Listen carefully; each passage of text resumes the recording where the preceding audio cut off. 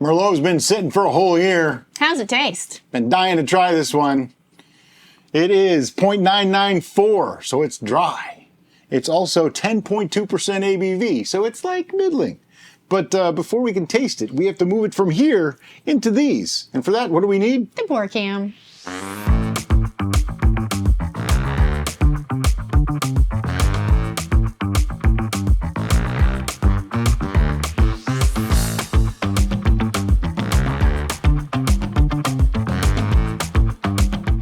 This is super dark. Yeah, but it's very clear. It's very like cherry color. That's what I'm seeing. It's got that dark burgundy Super red, dark. but it's clear. Like if you put your finger to it, you can still see through it. So yeah, give it a little swirl. I even feel like I'm getting some cherry on the aroma. Yeah, definitely. Oh, I'm getting a little bit of spice, fruit, dark fruit, a little bit of like a dark cherry, a tart cherry. The aroma is lovely. Oh yeah, this is nice. It's definitely more than just grape on Yeah, the like aroma. I say, there's spice in there. There's like I say cinnamon a lot, but I don't know that it's cinnamon. It's kind of like a combination of cinnamon, allspice, and cardamom all in one. I'm getting some vanilla. Did you say vanilla? I did not. But now that you're saying it, I do get a little bit of vanilla. That's yummy. All right, I am ready to give this a taste. Yeah, this is dry. That's really good. Go ahead. It takes you on a bit of a trip. Like the first sensation I'm getting is the rich, complex fruit notes. And then that dryness kind of grabs you a little bit. And you get the tannin, at least for me, it was a little aggressive right after. I think it was just because of the juxtaposition. You have this rich bouquet of fruit going into that tannin plus a little bit of the, I'm not being able to find the right word, but the alcohol sensation. It doesn't feel like it's a heavy, high-proof alcohol beverage, but when you drink an alcoholic beverage, I'm not getting the words right. Astringency is not the word I'm looking for. That's why I'm trying to stay away from that word, but that's typically what I attribute to the alcohol sensation. This is something different. I'm having a very different experience than you on this All one. right, go for it. To me, this tastes sweet. I taste sweetness in this, like a fruity sweetness right up front. I get the tannic aspect of it, kind of like gives you a little pucker, but it's not like super, super strong to me. The second sip was much less so. I think it was just an acclimation thing. Yeah, sometimes you do have to acclimate the palate, you know? And perhaps I wasn't verbalizing it right. What I meant by the full bouquet of fruit at the front incorporated the sweetness that you would attribute to a bunch of fruit. I mean, this is a dry wine, but I definitely am tasting some Up sweetness. front, it is a lot sweeter on presentation. It's got a really than long, lingering finish of like a kind of a fruity, spicy thing at the end. And I'm getting a little bit of that ethanol hit that you're talking about. It's coming through just a touch. It's not overly strong on the ethanol, but it's a lovely long finish. The mid to 3/4 range in the mouth is like fruit with a little bit of spice and that nice kind of acidic tartness in the mouth. Yeah, wonderful. And the back end sensation, I'm getting a nice play between the tannins and that spice note kind of staying with you. So it's really interesting that we're getting so much spice from this. I wish it would be helpful if I was a wine snob. We're not wine snobs. We're not wine snobs at all. I'm probably more of a whiskey snob than a wine snob. You are definitely a whiskey snob, even though you don't. I don't go for the super expensive stuff anymore. I mean, I appreciate it, but I don't actually get it all that often. But as far as the flavor profile of whiskey and be able to explore it and to express it, you're very familiar with all the different types of whiskey and how to express that. Wine. Yeah, we actually did tests where I like tasted 3 or 4 of them and knew which ones they were. Yeah. Wine, we're not there. So I don't have a mental picture of a Merlot in my head to go, oh, the spice notes are typical to See, Merlot is one that I'm more familiar with because I used to cook with Merlot all the time. I used to add Merlot to my spaghetti sauces. Did they have spice notes? A little bit. Oh, okay. Yep, just a touch, which in some Italian cooking, it's not unusual. Like nutmeg is in bechamel, so it's not that weird, and it's a very light note. When you cook with it, you don't really notice it as much, but this tastes better than most of the Merlots that I used, because I usually used a cheap one. There was one Christmas, someone gave me a fairly nice bottle of Merlot, and I used that in cooking for a while, and that was fantastic. This, I would say, is easily comparable to that. That was a pretty expensive bottle. They were kind of mad that when they found out that I was cooking with it. Which is insulting to people who are really foodie people like we are. You should not cook with something you wouldn't drink. Exactly. That is like the rule. So you don't want to put cheap wine in your food. You want something of quality. So this is worthy to cook with. Oh, I'm totally going to put this into spaghetti sauce. But it's also worthy to pair food with. My brain is like, oh, what would we eat this with? But the sweetness and fruity notes are not to be underestimated. It's the acidity, though, that you use for cooking. That's really what you're after, is the acidity from the wine. And that makes this feel a little lighter. That's what you were talking about. Like, it doesn't feel heavy. No. It feels a little lighter, even though it's very rich and very, like, deep in the mouth. Deep is a good word for that. It's deep in the mouth. I just like to say in the mouth. It makes me sound like I know what I'm talking about. Uh-oh, she has a thought. I'm trying to figure out what is the exact combination of fruits that I'm getting in that fruit bouquet. I'm thinking plum, cherry plum. Grape. I don't really taste the grape. Like the really dark grapes, not the table grapes, but like... Okay, yeah, I know what you mean. I'm really getting mostly cherry plum. Black plum. Yeah. Maybe even some blackberry. I was just going to say that. There's a berry note to it. Yeah. I mean, grapes are berries too. So. But yeah, our grapes, our homegrown grapes, have a very berry note. They could... They have seeds too. They do. It's annoying. The birds got this year's crop. This is wonderful, though. I'm super impressed. I know this came from one of those concentrate things. I haven't looked at the recipe yet. We will in a minute. I'm going to pull it up on my phone so we can review. The vanilla note that I was getting in the aroma, I'm not getting much less strong in the taste, but pronounced. I am, if I pay attention, I slight. can find it a little bit. Very slight. Otherwise, I mean, this is beautifully balanced. Yeah. If this was made sweet, I don't think it would taste good.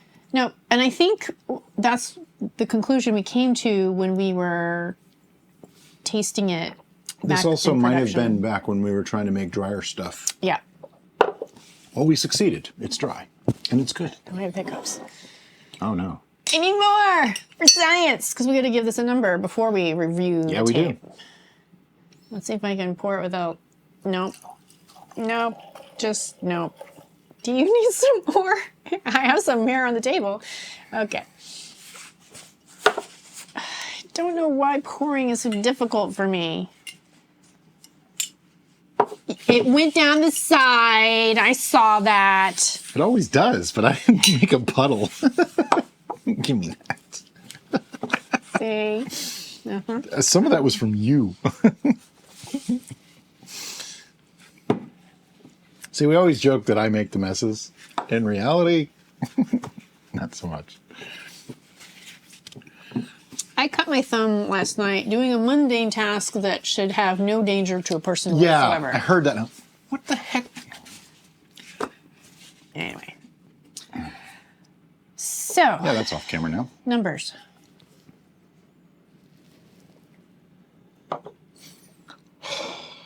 Numbers. I will say, as much as I'm enjoying the flavor, I enjoy the aroma more. I think they're a good match. It doesn't smell dramatically different than it tastes. No, I'm getting the There's same a little notes. bit more complexity to the smell. I just like the aroma more. Yeah, it just smells very nice. Okay, our scoring system goes 1 through 10, with 11 being reserved for those things that are just above and beyond a 10. I pretty much go with this. 1 through 4 is more or less like, probably not going to drink it. I would probably want to dump it out, okay? 5 through, say, 7-ish is considered good. I appreciate it. I like it. It's good. I would drink it. And then above that, above 7 to 8, into the 10 range this is a great brew, okay? This means this is great. This is excellent, all right? With varying levels of that excellence, obviously. I've been pretty stingy with my numbers. Yeah, the smell on this is fantastic. All right, do you have a score? I'm conflicted. I'm torn between two numbers myself. I think I know which way I'm going to go, but I'm torn. All right, I got a number. 1, 2, 3, 9.5. 7.5. Wow, I was thinking 10. Okay, you're the low score person giver. Yeah, I'm being ultra persnickety today. So this is like the very low end of great to you. Right. I was 8.5. But it's because I really like the smell. I adore the smell. And because it's like smell adjacent, but not quite to the level, it just makes me angry. Why Okay. are you making me angry? That's fair. I mean, everybody has their own impression. So I'm knocking it down to a 7.5, which I'll be honest, I'm being overly critical about it because it has the complexity, it has the layers, it has the travel, it has the path that is also lovely with the sweeter than expectation up front, going into that tannic grab you and make you think about things. And then while you're thinking about things, you're like, oh, all the food that I could be eating while enjoying this and how they're going to play off each other. So as normal with most wines that I'm scoring, if I was eating something and drinking this, my score would probably be in the stratosphere. Okay. Why did I go 9.5 instead of anything else, right? This is so good. Like, it's so close to being perfect to me, but there's just the slightest hint of too much acidity and astringency in the 3/4 mouth. Just the slightest hint. And I think that could have been balanced better had we oaked it either more or with a slightly different wood or oaked it at all. I don't know if we did at all. I'm going to check in a minute. I think it didn't mellow quite enough. Like it almost feels like another year, and this might be where I need it to be a 10. And that might be not quite there. Because we used a concentrate made for quote unquote real wine. I hate that. Please don't. Yeah, whatever. It could need 2 to 3 years could need more to time. fully age, which I don't know if we have any more bottles of this. Maybe we'll leave another one for another year and try it again in a year, if we have any. We might not. I don't know. Anyway, that's why I'm a 9.5 instead of a 10. I'm being extraordinarily picky, but it's just that one little note really stuck out to me. This is fantastic, but that one little thing. I think for me, right now we have fruit and then the finish. And if it was just more fruit. See, you're also caught up that the smell is different than the taste. I don't really perceive that. And that, that's just the way it is. Each person is going to have their own experience based on their own. Like, I'm getting probably more sweetness off of it than you are. Because to me, this tastes almost sweet. Okay. I get that up front and then it quickly goes away. Oh, okay. See, I still get sweetness all throughout. The fruit, maybe the fruit's just tricking me into thinking it's sweet too. That's possible. Honestly, I just want the fruit to push forward a little bit more. Oh, it's just a very slight change. So that's why the 7.5 probably is too strict. And I just I'm want a not little really bump. just playing on my phone. I'm actually looking up this video so that we can find out what we did. Merlot. I say tortilla too. I'm joking. I don't really say it that way, but I like to say it just because it's funny.